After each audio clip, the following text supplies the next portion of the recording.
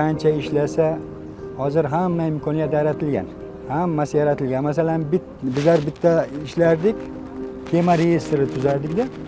Mashinka mana shuncha. Partiyankaga o'xshagan nima deydi? Katta listlarga pechat qilganmiz mashinkada, qo'lda. Agar bitta xato bo'lsa, agar uni to'g'rilashni o'zi bir azob edi. Boshqadan katta formatda bo'lardi. Mana hozir qancha imkoniyat, hammasi texnologiyalar yaratildi, boshqa qildi. Shuni aytamanki, birinchi navbatda yoshlar o'z kasbini sevish kerak. Kasbga mehr berish kerak. Agarga kasbga mehr bersangiz, uni yaxshi ko'rsangiz kasbingizni, demak o'zingizni ustingizdan ishlaysiz. O'zini ustidan ishlagan inson hech vaqt kam bo'lmaydi. Mana shu o'zini kasbini ustasi, mohir ustasi bo'lib yetishadi.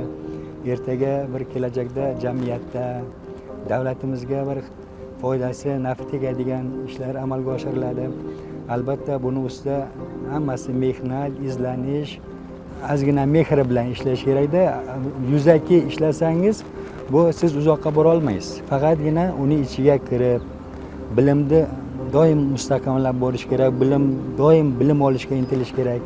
Qancha izlansalaringiz bu o'zlaringizga yaxshi.